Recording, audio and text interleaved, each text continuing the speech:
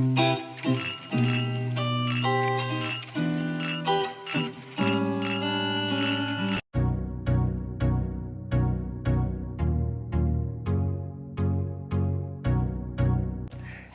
y'all, I'm Kev, I'm Dee, and welcome to Pour It Out Thursday.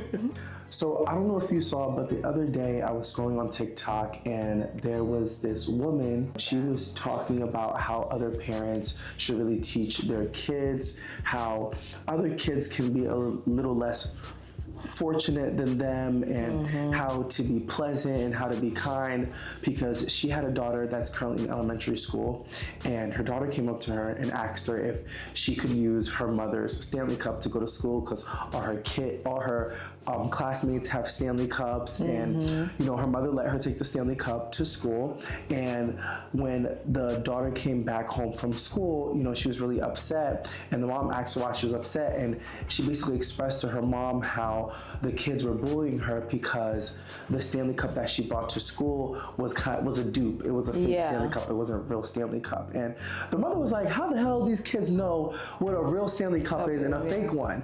And the daughter proceeds to tell her how the kids were like looking through the cup. I guess with a Stanley Cup, I've never had a Stanley Cup, but if you look underneath it, there's the Stanley Cup logo underneath it, so I guess that's how you can see if it's real or not. But that's what the daughter was expressing to her, and like the kids were like, teasing her, like, you don't have a real Stanley Cup, that's fake. And so the mom basically made a video expressing how like parents should do a better job with teaching kids how to not bully other kids, because they may not have what you have, or they can't afford what you can afford. So the mother proceeded to say, this weekend I'll be taking you to go buy a Stanley Cup.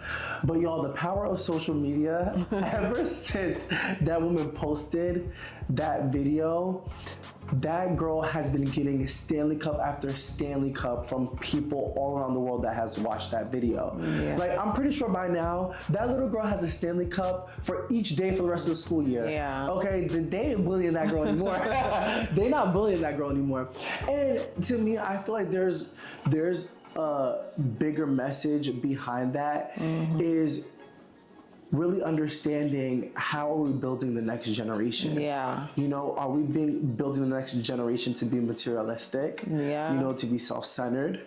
I can't believe kids and I think the girl, she was like in 4th grade, right? Like, imagine getting bullied over a cup. You know what I'm saying? Half of y'all don't even stay hydrated. So it's like kids in middle school now, like they're wearing designer. Yeah. That's crazy. Like, I was wearing knockoffs till I started working to be able to get my own shit. And even when I was able to get my own shit, I was still getting the knockoffs. They're just a little bit nicer than what I was getting before. Well, how do you feel about that situation? It's funny because I have a Stanley Cup and I never inspected to see if it's real or not real. It's like the fact that these kids are even, if I see somebody with a Stanley Cup, I'm not gonna be like, oh, let me see if it's right. So the fact that they're doing all that is just like, that's a little big question mark to me, because it's like, y'all doing a little too much. Like, why are we inspecting it? Like, what? Like, if you see somebody with a Stanley Cup, it's like, oh damn, she got a Stanley Cup. Like, oh my God, girl, we're matching today or something. That's how it should be as kids. But I feel like, once again, we talked about it briefly in our mental health section last episode, but social media is like literally ruining this generation. Like you said, kids, middle school, high school, wearing Balenciaga, they're wearing Amiri jeans, purple jeans. Like, my little brother, a couple months ago, he was asking my boyfriend to buy him purple jeans.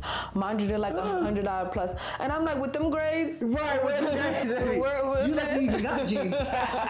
Like, these kids, that's the thing. They see other celebrities that they like, Little Baby and all them. With social media, there's not like that sense of reality. Yes. Right. Yes. Yeah, you kind of miss. So I feel like these kids, they're expecting to be like these rappers, and they're expecting their parents to buy all these expensive high-end things for them just so they could keep up with what they see on social media. I do feel like with this generation, there is a little like a loss in like touch, like you were saying, because like parents are not teaching their kids like oh, you know, like this, like I feel like when I was growing up, parents used to teach their kid, like, you know, somebody might not be as fortunate as you, but now I feel like everybody is like, oh, my kid got this. I'm gonna make sure my kid have that. I'm gonna make sure my kid. But it's like you're not even saving for your kids to go to college, but you making sure your kid is dripped down going to school, coming home with bad grades.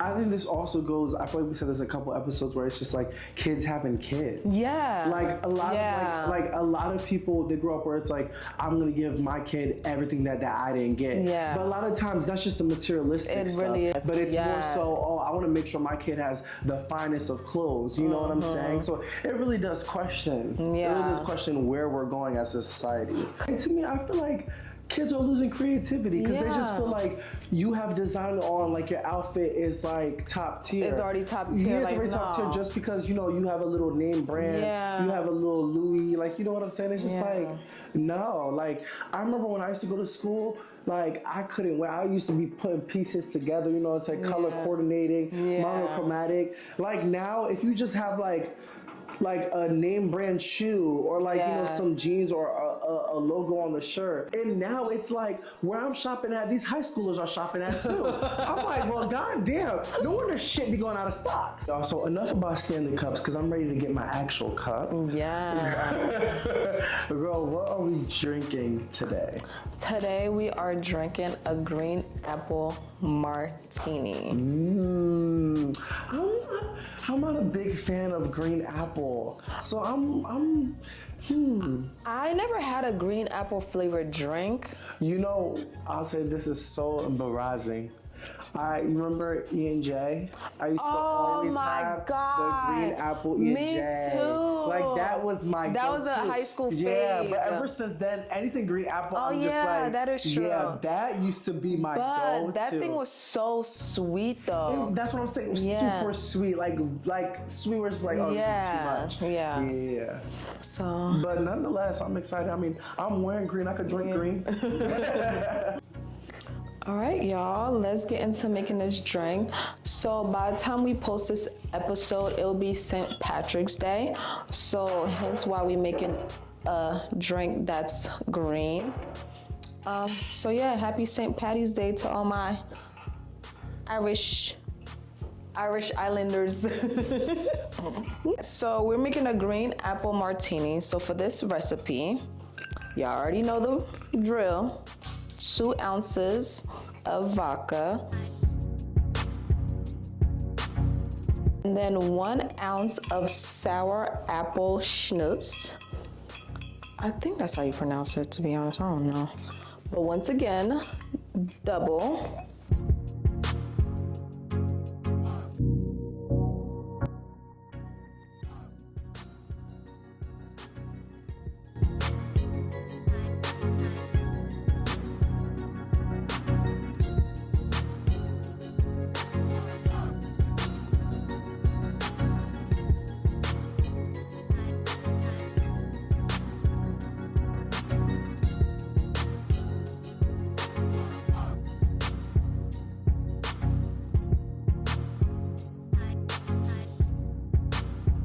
All right, and then you just garnish with a slice of green apple. There you have it, your green apple martini.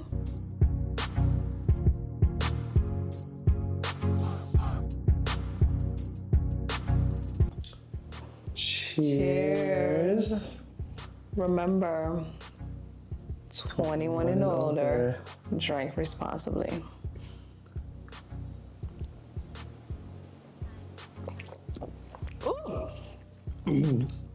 Oh.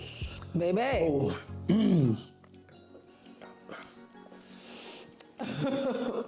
Oh. That done smacked my chest. Yeah. Oh. That is. This is us trying to keep it cute. Like it's sour. If it was off camera, we would have been like, fuck! Yeah. We would be like, I'd be like, Kevin, I can't. I do like the apple. I do it's too, but sour. it is sour. It's very sour, yeah. Because it said 1 ounce. I would do half an ounce. If I would make this, I would do half an ounce because that's very sour. I think it's just the sour and the kick of liquor.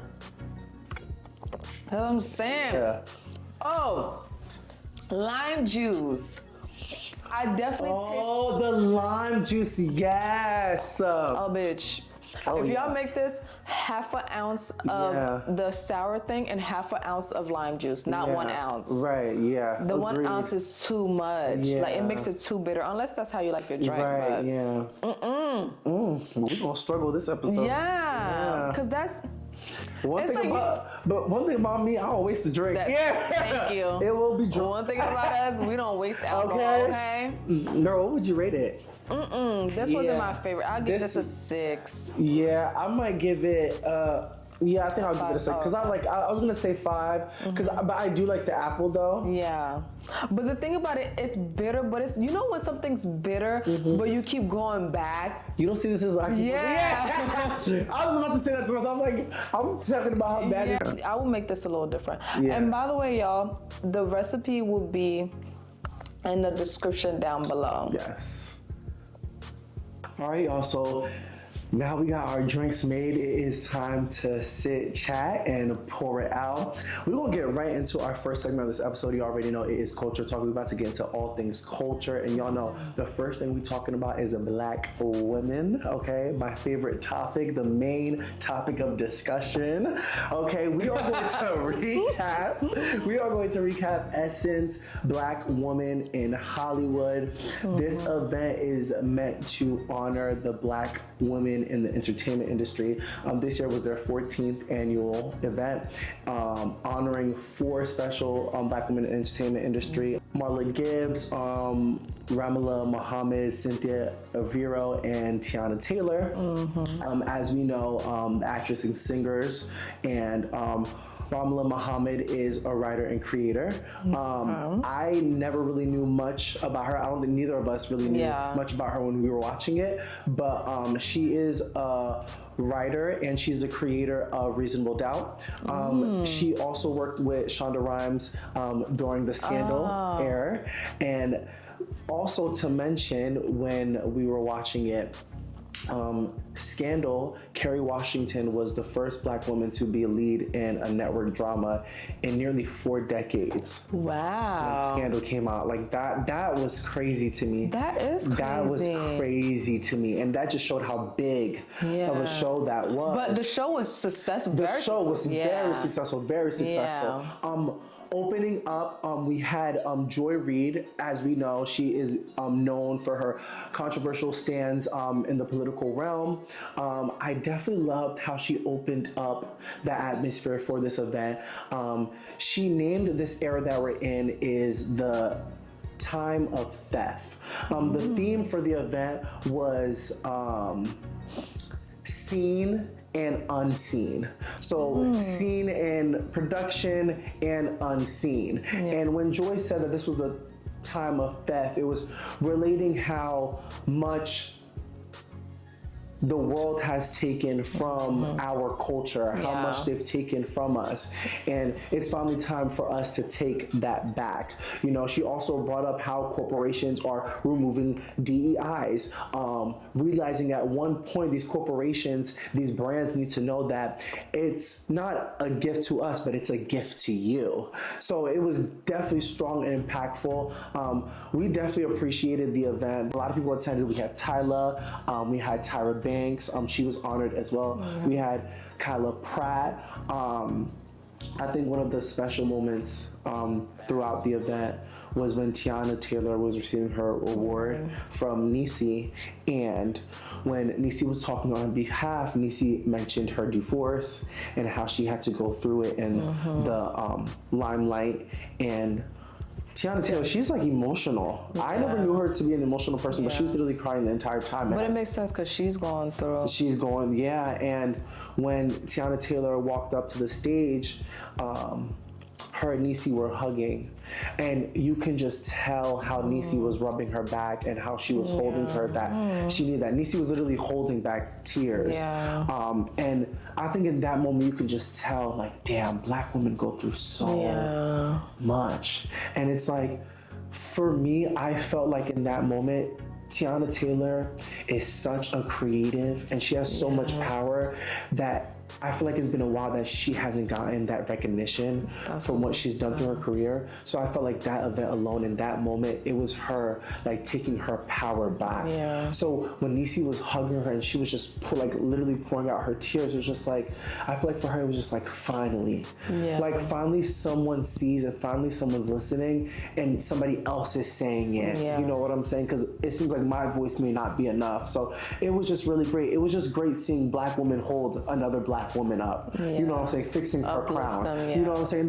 That's literally what the event was to us. You know what I'm saying? That's how the event, that's what the event meant to us. That's why I could see why she would sob in that moment, because she's been looking for that, like, oh my God, like, thank you, somebody, like I know sometimes it's like we don't need like recognition from other people, but it's good to see, especially when you're an artist. Your whole art is creating for other people. So you would want a feedback like, damn girl, you doing the damn thing. Like you just want to hear that sometimes, like to keep you motivated and keep you pushing. So I'm so happy about that. And I love award shows like that, like Essence, the NAACP, like things like that I love, because it's like we need to uplift each other. Like it always hits different when you see you in a person that's winning, or you see your sister in them, or you see your aunt, or you see your mom in them, and it's such a special feeling to see a multitude of people sit in a room and understand and feel that struggle that everybody's talking about. That struggle is universal. That struggle is universal. And I feel like every speech from Cynthia to Marla to Ramala to Tiana, I feel like they all talked about their struggles individually of what they went through, but it's universal. You know, so it all connects. You know, congratulations to all the honorees, and just congratulations to Black women in general. Like, girl, congratulations to you. Cheers. Yeah, congratulations to you, girl. You know what I'm saying? There is this viral video going around after the event. Taraji P. Henson, as she was walking around waiting for her Uber, I believe, there's just been this fan that's a form of a stalker, and somebody was taking a video. I believe this fan was trying to take a picture with Taraji, but you can tell that she was very uncomfortable by her face. You can just tell by her nonverbal cues. You can just tell by her body movements. She was just very uncomfortable. To me, initially, I feel like celebrities nowadays, we put celebrities on such a different pedestal that they're not even deemed as human beings, that you can just do whatever. To me, I feel like initially, I was just like, why does Taraji have a driver? What is it with these celebrities not having a driver? I think because, like you said, she was leaving the event, so all them people leaving in the car. Because it couldn't have been it doesn't necessarily have to be an Uber. She probably was waiting for the car to come up. But somebody was like, why don't you have security? That's also a great point too. That's also a great point too.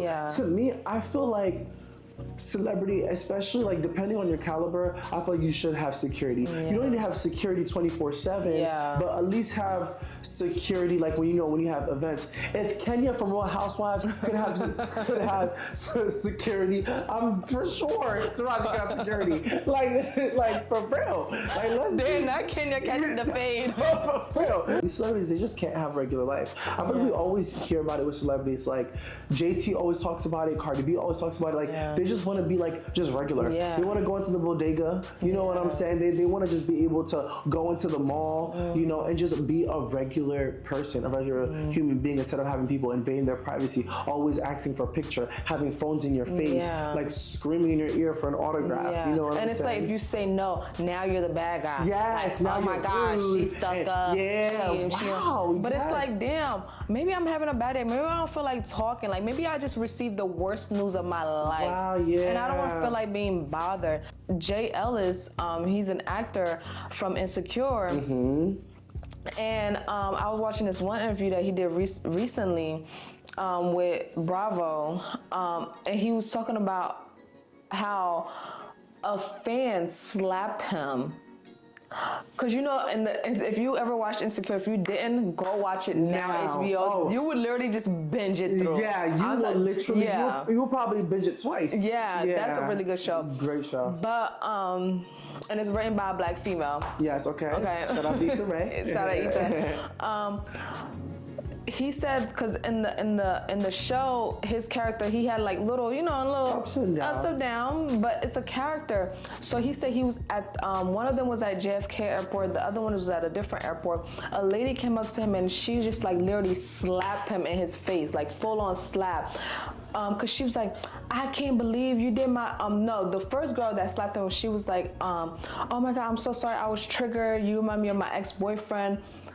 But she's saying that because of his character on the show. And then another time he got slapped, the lady started going off on him, was like, I can't believe that my girl Issa like that, referring to the show, but like they literally freaking assault, that's assault, like you literally hit somebody. Yeah. And why would you think that's okay?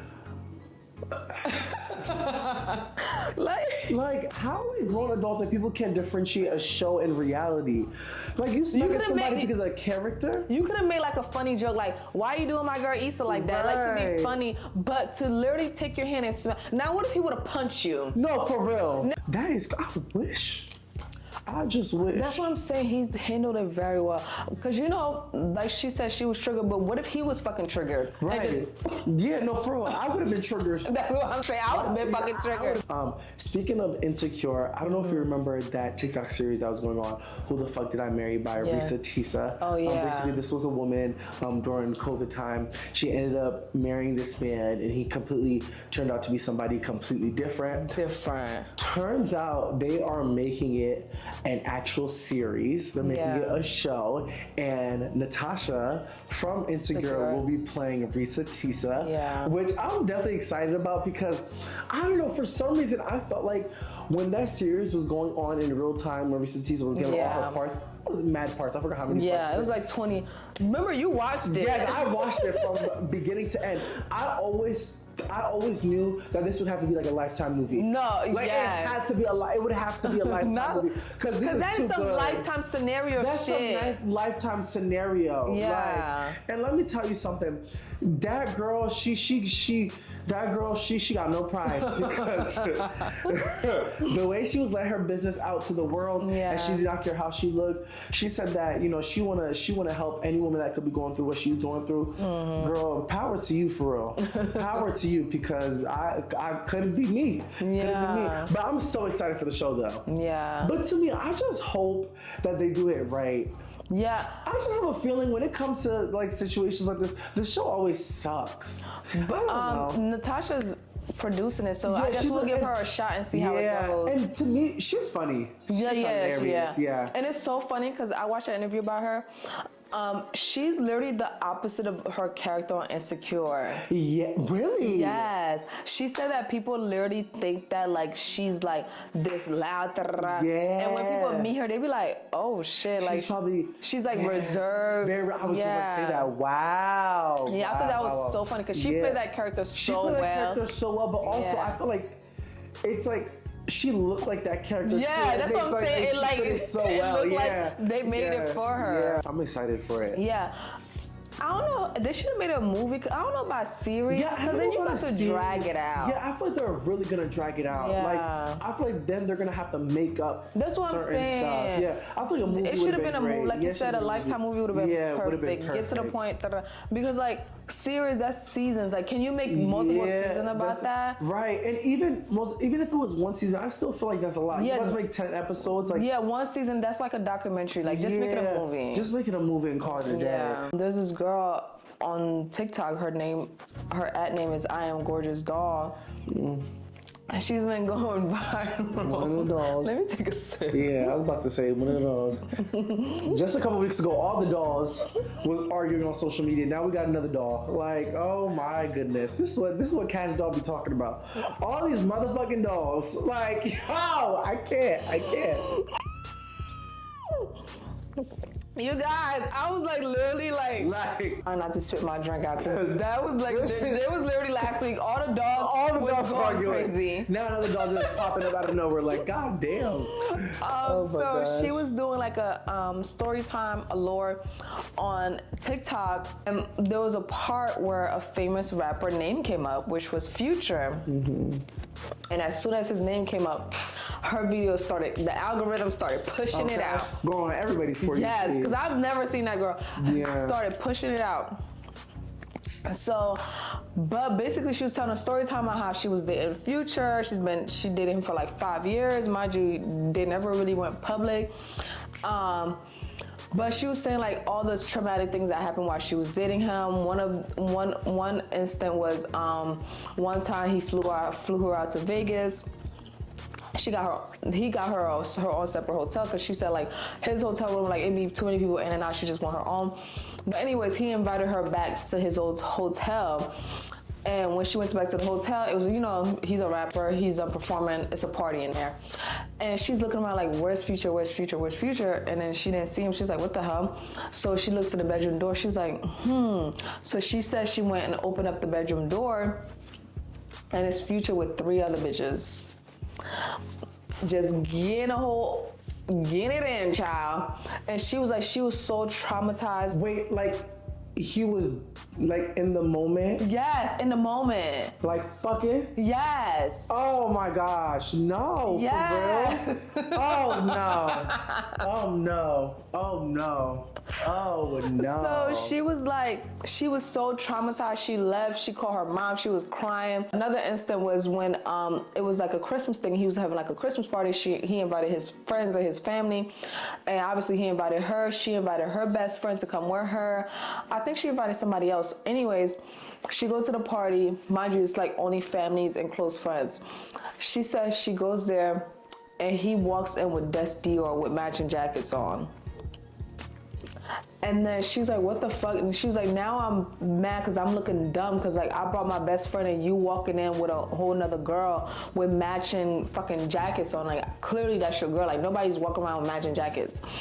And then he told her like, it's just an industry thing. So everybody was like, girl, it's Future and this and the third. So I guess he didn't like that, you know, she kept talking about him. So I guess he was texting her, like, going off on her. So then she called him, and he picked up on the first ring, and he was like, I don't know you, I don't know you. And he started crashing out, and everybody was like, if you don't know somebody, you don't answer the phone screaming, I don't know you, I don't know you.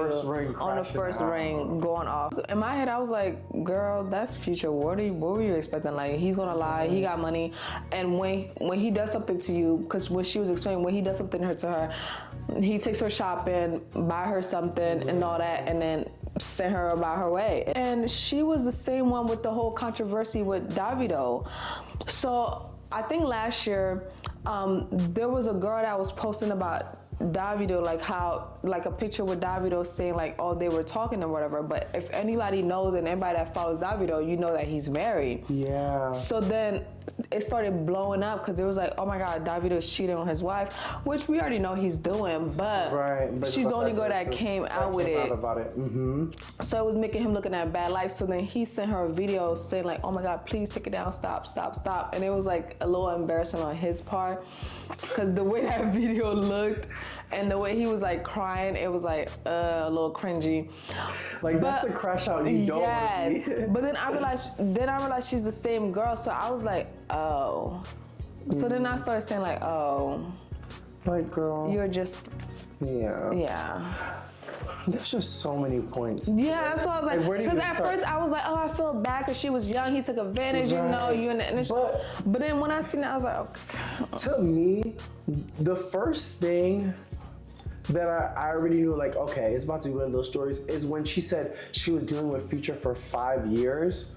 Girl. And that's why I kept, when I was watching that, and then I seen that the whole situation with Davido, that's why I was like, oh, girl.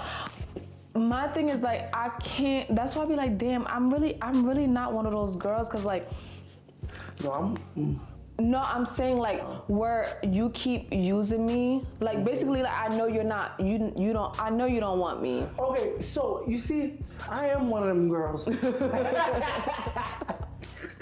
But don't crash out over it. That's what that's what I was about to say. I'm one of those girls where if I understand what we doing, the transaction, exactly. Okay. Yeah. I'm I respect it. I'm if you play your role. Right. But you can't be a dumb, because bitch, you crashing out too. Yeah. Because you can't be telling me you boo-hooing over a nigga that you clearly knew your position for. Thank you. Like, let's be for real. And then after, my thing is, that's what I'm saying. If you not in it for the limelight, for the money, me, after that whole hotel situation, I would have been out, because after that whole hotel situation, he don't hit her up to the next day.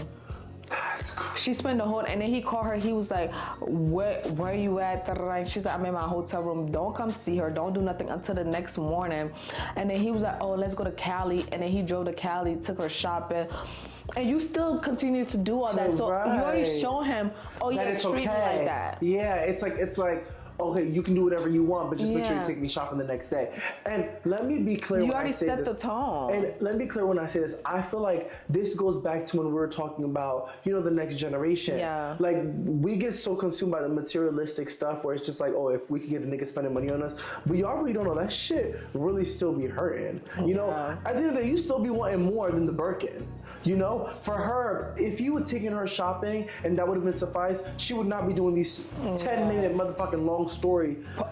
20 parts. 20 parts. She wouldn't be doing it. You know, clearly she wanted more than just the shopping and, you know, the luxurious trips, you know. Let me tell y'all, for me, that would have been suffice. You know, because realistically speaking, I don't know, me walking into a situation like that, a rapper especially, I would just know, okay, Kevin, clearly, like, you need to walk into a situation with your head, not your emotion. Yeah. You know? Like, and like you said, like, if I did something like that, I wouldn't have no emotions, and I would get all the money I can and stack it to do something else and flip it. Right. Not get the money and then go buy materialistic things. Like, and no, then now you end get up him with to give me the nothing. money and the materialistic thing. And then use that money, like, because they were saying, like, girl, you trying to start these businesses, but, like, you could have get him to fund that. Like 50,000, 100,000. Imagine he's buying you APs and fucking, like, that's clearly that's no money to him, girl. Get him to fund your life, your future life.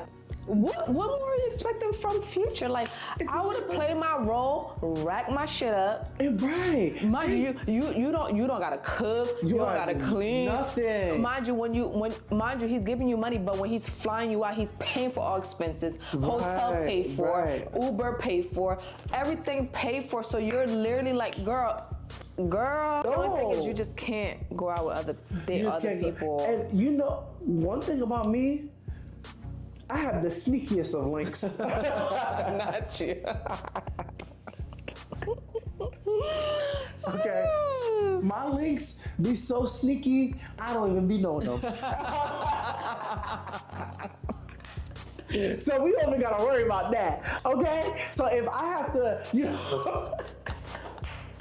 Hannah Montana, this bitch. Okay, my friend. You get the best of both worlds. Switch a wig and we all go. Yo, that is facts. Like, you gotta play the game as smart. Yeah. You gotta play this game as smart. Yo. And like I said, I'm pretty sure you knew it was gonna be no happy ever after. Yeah, so it's like, your feelings shouldn't be, and then play your role. Get a little jealous. You can do that. But don't be love that. He's love a that. narcissist. He love that shit. He loves that. He love that toxic shit. Oh my God, why do they love that toxic shit? If I were to ever mess with a celebrity, I would never. I hope a celebrity is watching this episode. If I were to ever mess with a celebrity, I would never be the one to go on social media and do like a story time and talk. I could just never do that. And if I do a story time, not only I won't say the name, but I'm not even gonna be like, oh, your favorite rapper. I'm not even giving those type of clues. Yes. This man literally says in an interview that his money goes onto bitches. Like, he gotta spend so much money, buy so many Birkins, so many watches. And he was like, oh yeah, you ain't mine if you ain't got a AP. That is true. So he be stamping who his top girls are. Like, this man literally says everything in his lyrics. So if you want to think that you could change him at fucking motherfucking 40 years old, you go ahead and think you could, girl. You see, that's a toxicity with men, because that's fine as fuck to me. I ain't gonna lie to you, girl. Shit, bitch, stamp me right the fuck now. Stamp this wrist right now. Let me know where I'm at. So when I pawn this shit, I'm good. No, for real. No, for real. You fucking retarded. Don't let no fucking lowlife Diane fucking treat you like that. Like, so I know we're talking about Future, but I know a lot of girls that let these broke down Futures. Y'all, if you're not intentional with a man and you know it's not going to go anywhere, you have to be getting something out of it. It becomes automatically becomes transactional. It's a transaction. It automatically becomes transactional. So please do not be giving up that that good poom poom. And then you getting $0.99. But every poom poom ain't good though. I know this one is.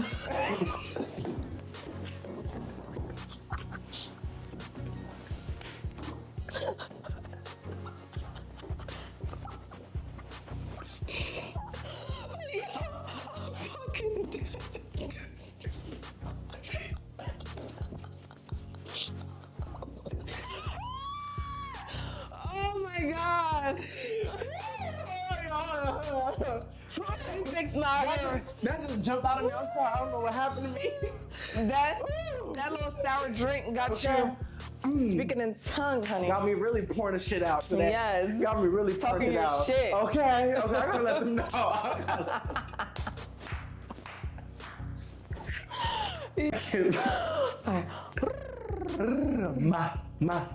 So moving on to the next segment of this episode, we are going to have our mental health check-ins. As you guys know, we take this segment very important. We're just checking in with ourselves and really seeing how we're doing and expressing and having open dialogue of the issues that we see that we are going through as a whole. Yeah, I remember, I think it was a couple years ago, because it was a couple years ago, because that's how the whole 50-50 conversation came up. Gabrielle Union in an interview has said how her and Dwayne go 50-50. And it sparked this whole conversation, like 50-50. Someone were like, oh, I'm not doing 50-50.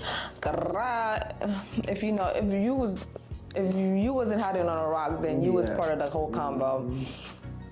So she did a recent interview where she kind of like retracted a little bit. So basically the whole reason why she was doing 50-50 was because she couldn't see herself she was too scared to be 100% vulnerable depending on a man and like giving him all responsibilities due traumatic, things that happened in her life. When they had that conversation, she was like literally crying and shaking in her boots when she was telling him like, do you want to take full responsibility to pay 100% of, certain things, like the mortgage and stuff like that? And he was like, basically like, it was your idea to go 50-50. He's like, he doesn't care. Like, he never really cared. And then she was like, I know it sounds crazy because it's like, I'm dating an NBA player that makes millions of dollars. So it's like, he makes more than her. Yeah. So she was like, clearly he could afford to pay for damn near everything. But she was like, she was just too scared to give him that power. And like, it's like, everything's in his hands, like, so she was like so scared.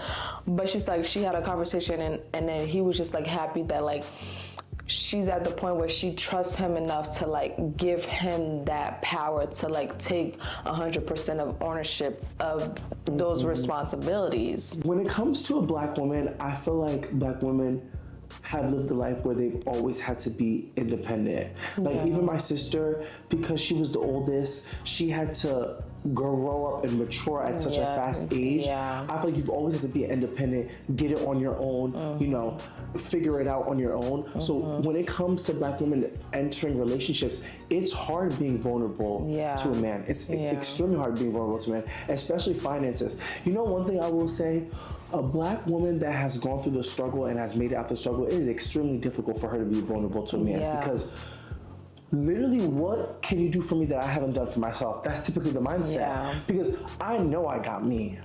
I know I can do it. And even when I don't have the capabilities, I'm gonna fight and fight and fight and fight till I can. And I feel like that's how Gabrielle was entering into the relationship.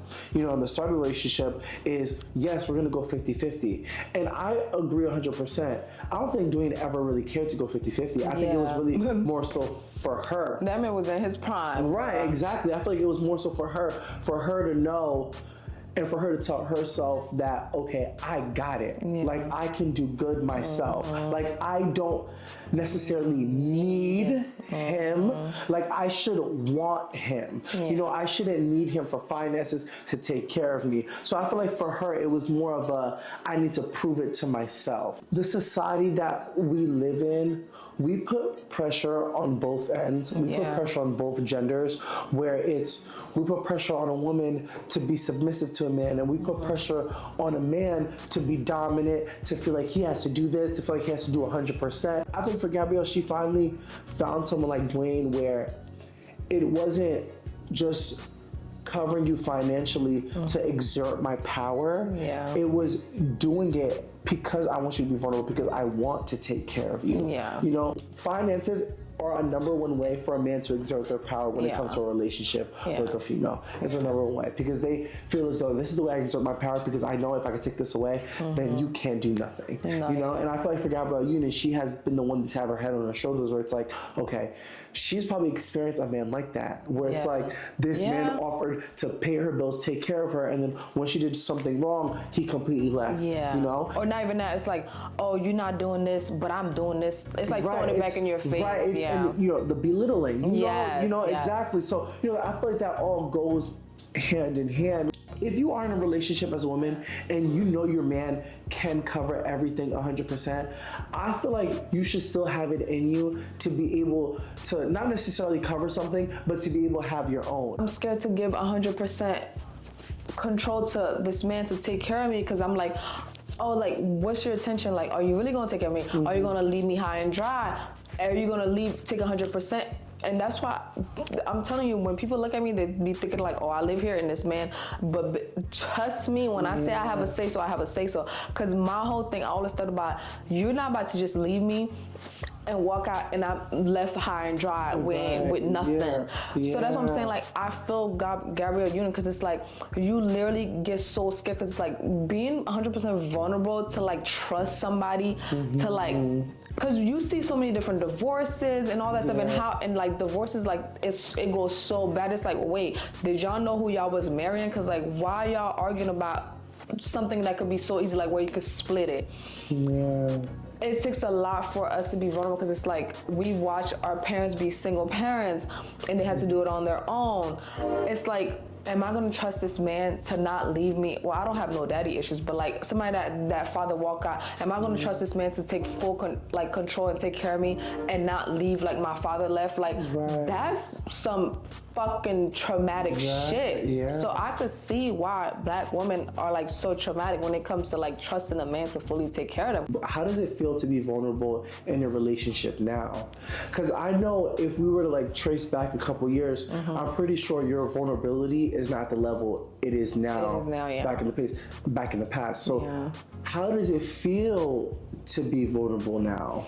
Like I said, I literally had to talk about it in therapy. Like, it's very hard for me to be, it was very hard for me to like fully trust him, to be like, oh yeah, I trust you to take care of me. Like, if something happens to you, you make sure I'm good. You gotta make sure, if you wanna be 100% vulnerable, don't be stupid. Don't be stupid. Like, make sure all your shit is good.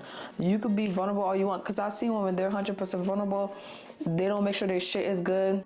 When it comes to vulnerability, it doesn't just have to necessarily be finances. Like, it could be emotional, like, you know, as well. So when I think about it, it's hard for me to be vulnerable. Like, I've only been vulnerable to, I can count on my fingers like people I've been vulnerable to. You know what I'm saying? When I'm like really like vulnerable, it's really my sister. When it really comes to really being vulnerable and really like opening up, it really comes to my sister. I'd be scared boots if I had to be vulnerable to a nigga right now. This is why it's always so funny when we have these conversations. I feel like we're in different paths in life, because Ain't no nigga see me vulnerable right now. But it's not even no nigga see me vulnerable right now. I think I'm in the phase where it's like, I've experienced trusting someone and, you know, it backfiring. And, you know, like we said, growing up in a cultured house, in an immigrant household, being Haitian, you don't really grow up with good representation of healthy relationship, of like someone being vulnerable. I've always desired being vulnerable to a person. I've always desired being vulnerable to a person because I've imagined that feeling, finally being able to be vulnerable to a person, and it's like a soft feeling. Yeah. It's like a feeling. Your soft girl era. Yeah, it's like that feeling that hugs you with warmth, that you know that you're going to be okay. It's just like that feeling where the pressure is just lifted off of your shoulders, that you just know that someone is there to catch you. Like you just ever see when you have that test fall. Oh yeah. And you just know that when you're finally vulnerable to somebody, you can just literally just fall, just knowing somebody that's able to catch you. All right, y'all. So we're about to get into our next segment, which is the song of the week. And if you ain't already know, my Haitian brother. Yeah. Shout out to Friday. He dropped a new album, which you gotta give it a listen. Yeah. Like, it's so good. So good. So my favorite song so far is the one with my husband. You already know who my husband is. Chris Brown. It's called One Call Away. And it just give me like getting ready on a nice day, summertime. Yes, you feeling good? Yeah. My song of the week is "Eat in Silence" by Bree Runway. Oh, you love Bree Runway, yeah. That is my girl. Yeah. I love Bree Runway, and she became an independent artist back in June 2024. And I don't know, I feel like ever since then, it's just been hard for her to release music, to release projects. Listening to that song, I felt like it was her explaining that she's just in a season where she's stuck. So, and I related to that a lot. And you know I love that girl. Yeah, I would say I'm very biased when it comes to Bree Runway, because whatever she does, I'm supporting it. I don't even care if it's bad. I'm gonna just support it regardless. Because you haven't talked about it in a while, so it makes sense. Like, right. So once she released that performance, I automatically was like, all right, I don't even care. I love it. 10 out of 10. You know, because it's been so long.